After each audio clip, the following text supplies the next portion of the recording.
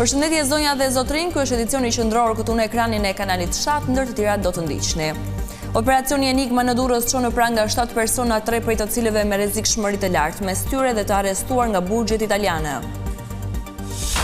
Organizata kriminale Durrësit e goditur nga SPAK dhe antimafia italiane del në gjykatë për mas siguri, akuza për trafik droge dhe pastrim parash. Berisha ka ngull për zgjedhje të parakoshme me një qeveri teknike pa Edi Ramën kryeministër. Opozita sipas tij nuk do të tërhiqet nga kjo betejë.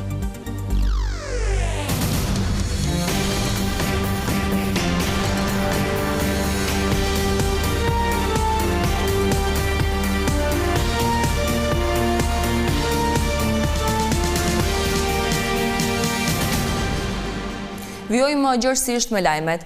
Policia e Durrësit finalizoi operacionin Enigma duke arrestuar 7 persona. 3 prej tyre konsiderohen me rrezikshmëri të lartë pasi ishin shpallur në kërkim për trafik droge dhe tentativë vrasjeje. Mes personave të vënë në pranga është edhe Xhevdet Plaku, i arratisur pak muaj më parë nga burgu i Ankonas në Itali. Policia Barkas! Barkas til! Barkas! 7 persona kanë përfunduar në pranga pas një operacioni policor me rrezikshmëri të lartë në Durrës. Pas disa sinjalizimeve se disa persona të shpallur në kërkim ishin në ambientet e një restoranti në gjirin e Lalzit, policia bastisi vendin duke i vënë në pranga. Në mesin e të arrestuarve është edhe Xhevdet Plaku, i njohur me Novkën Akili, i cili u arratis nga burgu i Ankonës në Itali në janar të këtij viti, ku po vuante dënimin për trafik droge. Xhevdet Plaku, rreth 45 vjeç, banues në Durrës, i shpallur në kërkim ndërkombëtar nga zyra qendrore kombëtare Interpol Romës, pasi gjykata Breshës, Itali, ka lëshuar ndaj tij urdhër arrestin për kryen e veprës penale trafikimi narkotikëve. Flobenc Meqja, alias Gega, alias Drini, 43 vjeç, banues në Shkodër, i shpallur në kërkim nga SPAK pasi gjykata e shkallës parë për korrupsionin dhe krimin e organizuar. Në muajin korrik vitit 2024 i ka caktuar masën e sigurisë arrest në burg për kryen e vepra penale, organizat kriminale, kryer veprës penale nga grupi strukturuar kriminal, sigurimi i kushteve i mjeteve për të kryer vrasje. I arrestuar tjetër është edhe Voltan Xhani, që ndër të tjera akuzohet edhe për sigurimin e kushteve të vrasjes së Elisë Roshkodolit në Shkodër një vit më parë. Voltan Xhani, 39 vjeç, lindur në Përmet, rezident në Holland, person i cili në muajin shtator vitit 2024 ndaj tij gjykata e shkallës parë jurisdiksionit përgjithshëm Shkodër ka caktuar masën e sigurisë arrest në burg, si i dyshuar për kryen e veprave penale, trafikimi mjeteve motorike, kryen bashkëpunim, sigurimi i kushteve dhe mjeteve për të kryer vrasje. Juger Xhani, 35 vjeç, lindur në Përmet, për veprat penale, prodhimi dhe mbajtja pa leje armëve luftarake dhe municionit, mos kallëzimi i krimit për kraj autorit veprës penale. Po ashtu janë arrestuar edhe 3 persona të tjerë që akuzohen për mos kallëzim të krimit dhe për krahje e autorit të krimit. Po gjatë operacionit u sekuestruan shuma parash në euro dhe sende të tjera, ndërsa 3 prej të arrestuarve, thot policia, në momentin e bastisjes së lokalit i kishin armën të zjarrit me fishek në fole gati për qitje.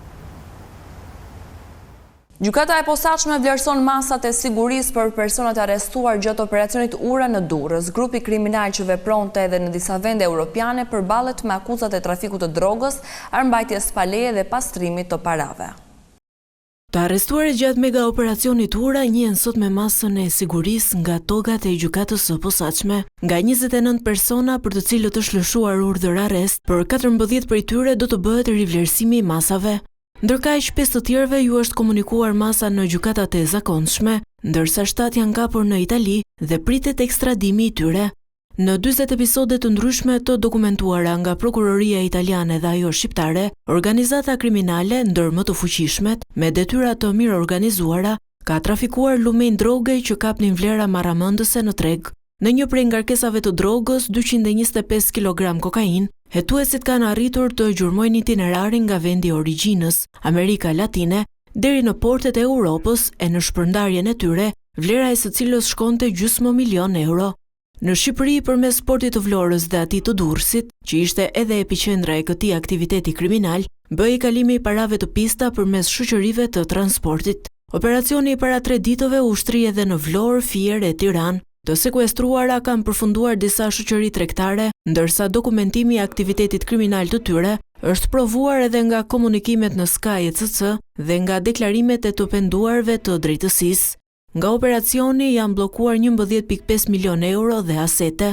GKKO dhe Gjykata e Barit konfirmuan 52 masa sigurie, 49 prej të cilave arrest me burg, ndërkohë që vijojnë kërkimet për të gjithë ata persona ndaj të cilëve nuk është ekzekutuar ende masa e sigurisë, mes të cilëve është edhe Elvis Doçi, i njohur si Visi i Pojës, që dyshohet se është edhe drejtuesi i organizatës. Policia e Elbasanit nisi procedimin penal për kryeplakun e fshatit Pekish, Dervish Beqiri, për falsifikim të materialeve zgjedhore. Efektivët zbarkuan në lokalin e tij ku gjetën dhe sekuestruan 10 fletë ngjashme me fletën e votimit të palosura, të dyshuara të falsifikuara si edhe një listë emërore të zgjedhësve. I njëjti person një ditë më parë u denoncua nga kryetari i PD-s Ali Berisha dhe kandidati demokrat Belind Hinçi. Përmes një video të publikuar, ata thanë se kanë prova të manipulimit të votave në këtë fshat të Elbasanit. Po ashtu gjatë kontrollit në banesën e Beqirit janë gjetur një pushke vjetër, një pistolet zhurmuese sportive si dhe një shumë parash. Sali Berisha deklaroi këtë të premte se vendi duhet të shkojë në zgjedhje të parakohshme me një qeveri teknike pa Edi Ramën kryeministër. Opozita sipas kryetarit të Partisë Demokratike nuk do të tërhiqet deri në realizimin e kësaj kërkese. Partia Demokratike kërkon realizimin e zgjedhjeve të reja nga një qeveri teknike. Në një komunikim me gazetarët, kryetari i PD-s Sali Berisha deklaroi se opozita nuk e pranon rezultatin e 11 majit e do të bëjë çdo përpjekje për realizimin e zgjedhjeve pa Edi Ramën në postin e kryeministrit. Rruga e vetme është qeveri teknike dhe zgjedhje të lira. Ne qëndrojmë për krijimin e qeverive teknike, sepse me Edi Ramën ka vetëm farzë dhe nuk ka zgjedhje.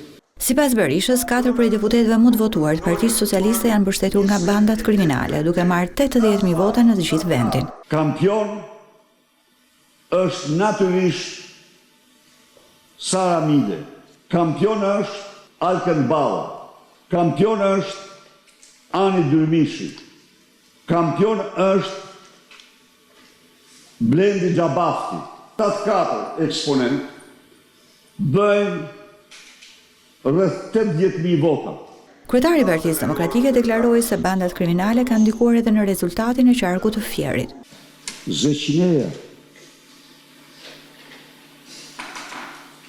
Maja Frans, Arbenqimia kishte detyrë të siguronte vota. Sali Berisha paralajmëroi se opozita do të vazhdojë betejën për zgjedhje të lira e të ndershme edhe të njëjtën e ardhshme në parlament. Qëndres ndaj shtetit elektoral kriminal, ndaj narkoshtetit shqiptar dhe përpjekje për të realizuar votën e lirë të shqiptarëve. Ndërsa qëndrimi i opozitës në raport me parlamentin e ri që do të mbritet në shtator pritet përcaktohet më vonë nga forumet e Partisë Demokratike. Komisioni Qendror i Zgjedhjeve ka miratuar këtë të premte tabelat përfundimtare të rezultatit zgjedhor për 4 qarqe, konkretisht për Vlorën, Fierin, Gjirokastërën dhe Lezhën. Përfaqësuesi i Partisë Demokratike kërkoi të siguronte nga KQZ të dhënat e operatorit postar në lidhje me dokumentet për dorëzimin e materialeve zgjedhore për individët në diasporë në kuadër të transparencës. KQZ do të vijojë punën për miratimin e tabelave për qarqet e mbetura deri në certifikimin final të procesit zgjedhor.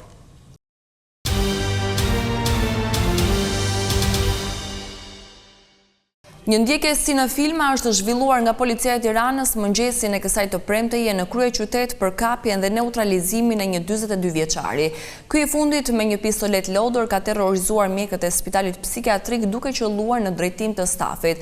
Sapo blut mbërritën në spital, 42 vjeçari i cili vuante nga sëmundjet e shëndetit mendor është larguar me mjetin e tij, por gjatë arratisjes ai ka përplasur 3 makina policie duke lënduar 2 efektiv. Nga QSUT, autori ka arritur që të largohet deri në bulevardin Zogu i Para, aty ku është neutralizuar nga punonjësit e komisariatit numër 3. Burimet bën të ditur se para disa ditësh 42 vjeçari është dërguar në spitalin psikiatrik pasi kishte qelluar me pistolet manovër brenda ambienteve të banesës së tij. Të huaj po vazhdojnë të shfaqin interes për Shqipëri. Në total, në 4 muajt e parë të këtij viti, në Shqipëri kanë hyrë afro 2.500.000 të huaj dhe numri më i madh ka ardhur nga Evropa, pasuar nga Amerika dhe Azia. Të dhënat e Instat konfirmojnë se vetëm në prill numri të huajve që kanë vizituar vendin ton ishte afro 820.000, një shifër që ka pësuar rritje me 3.2% krahasuar me prillin e vitit 2024. Kjo është gjithçka e përgatitur edhe për këtë edicion informativ. Unë ju falenderoj për vëmendjen tuaj. Bashkë mirupafshim.